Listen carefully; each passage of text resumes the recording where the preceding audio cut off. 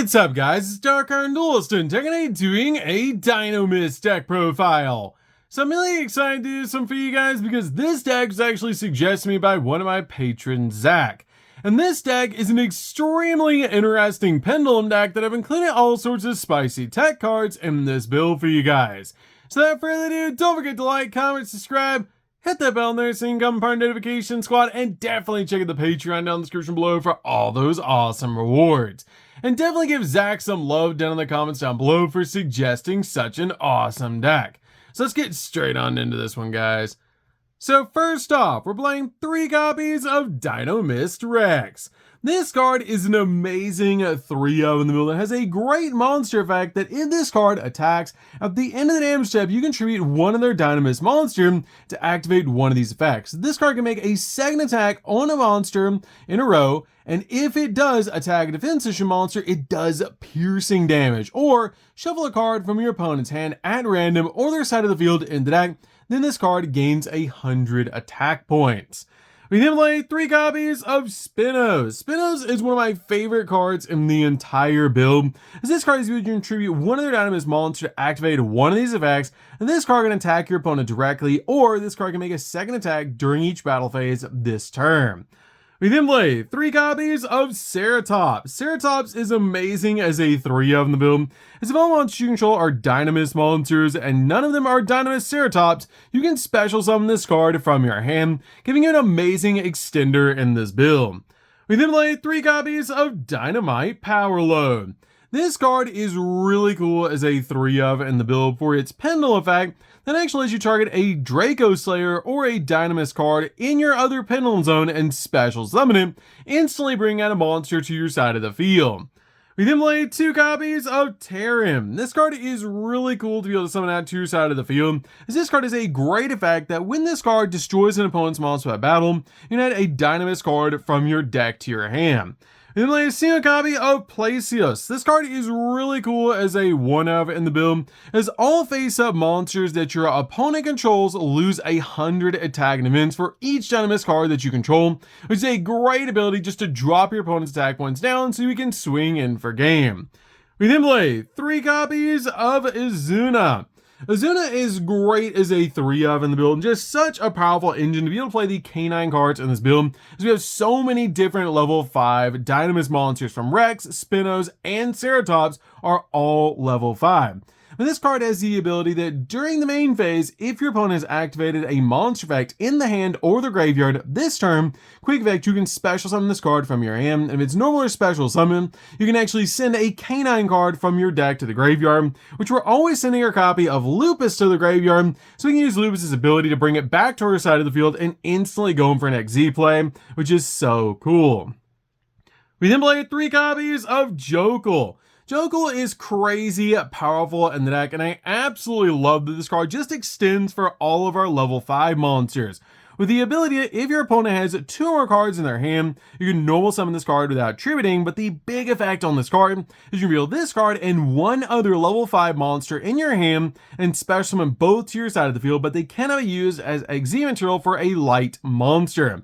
And also during your main phase, you can add 1 non-aqua K9 monster from your deck to your hand, which we're always adding our copy of Lantern. Lantern is amazing in this build because if this card is in your hand, you can target a level 5 non-pyro K9 monster in the graveyard and special summon both it and this card, but they cannot be used as material for an XZ summon of a light monster.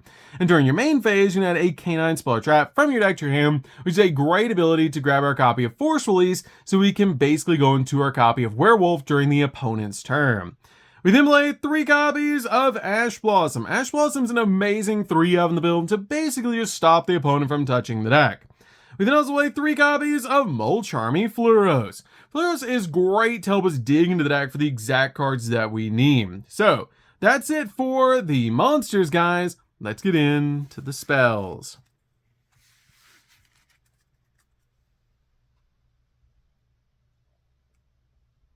So for the spells, we're going to start with a single copy of Forced Release. Forced Release is great to be able to play in the deck to basically rank up our copy of Ripper into a copy of Werewolf, which is so awesome to be able to do. We play a single copy of A Case for K9. A case for Canine is basically Rhoda for our Canine monsters, because when this card is activated, you can add a Canine monster from your deck to your hand. We then also play 3 copies of Dinomist Charge. Dinomist Charge is basically like Rhoda for Dinomist, but a little bit better, with the ability when this card is activated, you get to add a Dinomist monster from your deck to your hand, which is an amazing ability. Instantly grab the exact card that we need, so we can have our scales, so we can start Pendulum Summoning. Also, once per turn, if a Dinomist card is added from the field to your extract face up, you can add one of those cards back to your hand, which is a great ability to add them back to our hand, so we can Pendulum Summon them out on the follow-up, or use our copy of Jokel to reveal a level 5 and the Jokel in the hand to special summon both of them to our side of the field. So, that's it for the spells, guys. Let's get in to the traps.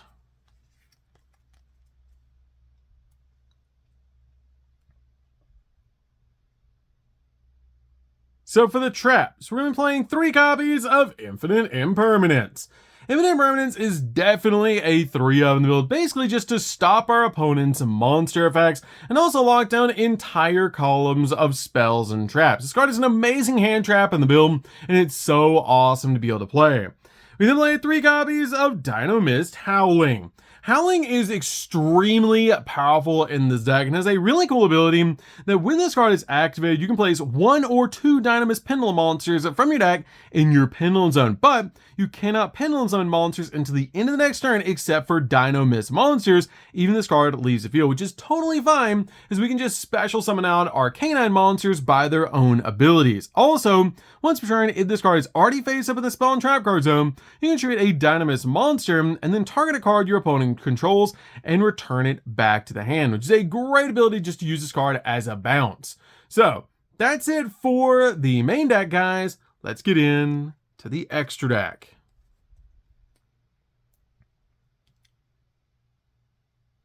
So for the extra deck, we're going to start off with a single copy of Canine Ripper.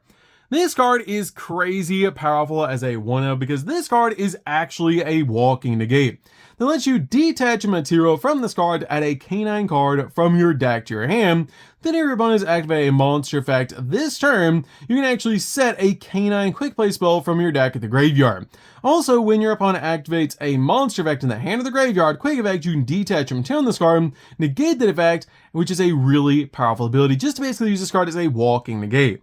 I'm playing a single copy of Nash Knight. Nash Knight is crazy powerful in this deck to be able to make, just to gobble up your opponent's monsters and be able to make some insane number monsters. As this card's ability cannot be destroyed by battle while a number monster is on the field. And during the main phase, quick effect, you can actually detach 2 materials on this card to attach a number XZ monster in your extract to this card as a material that has a number between 101 and 107 in its name. Then you can attach one other face-up card or one other face-up monster on the field to this card as a material, basically gobbling up one of your opponent's monsters and attaching it to this card, which is awesome. We then play a single copy of number 104, Masquerade. Masquerade is what we always attach to our copy of Nash Knight, so we can make its chaos version, which is so awesome to be able to make in this deck. Play a single copy of CXZ Nash Knight.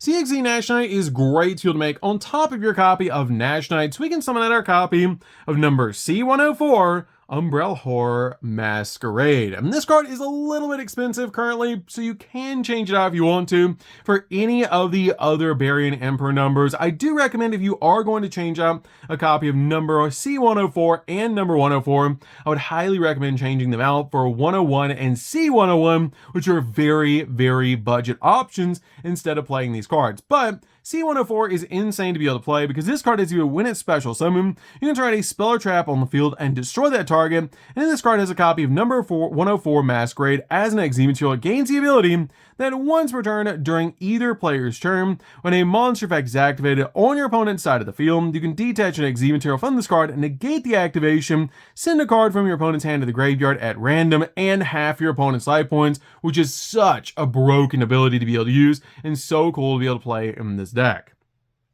We then play a single copy of Valen. Valen is great to be able to use as a Book of Moon in this build, and just such a powerful card to be able to summon. We play a single copy of Cyber Dragon Nova. and a single copy of Cyber Dragon Infinity. Now these cards are really cool to be able to make, but the downside about this is your copy of Cyber Dragon Nova is actually light, and so is your copy of Cyber Dragon Infinity, so you cannot technically use your canine monsters to make them, but you still can use your copies of your Dinomist cards because these cards actually require machine monsters to be able to make them, so you always want to use your copy of your Dinomist monsters that you pendulum summon out to your side of the field to be able to make your copy of Cyber Dragon Nova and Infinity, but they're just so powerful to be able to play in the deck that you just gotta play them.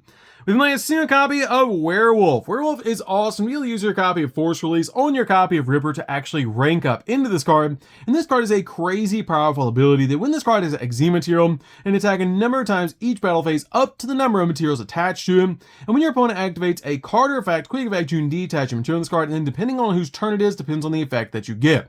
If it's your turn, banish a card from your opponent's field and graveyard, and if it's your opponent's turn, you get to look at your opponent's hand and banish a card from it face up into the end phase, which is a really powerful ability. I'm going to assume a copy of Typhon. Typhon's great to be able to make in the deck just in case you need to be a skill chain for 3,000 higher attack point monsters and a bounce. I'm going to assume a copy of Access Code to pop multiple cards on the field, plus it comes out absolutely massive. I'm going to assume a copy of Exceed the Pendulum. Exceed the Pendulum is awesome to be able to make in this deck because this card has some amazing link arrows, so we can pendulum summon to those arrows, which is so cool.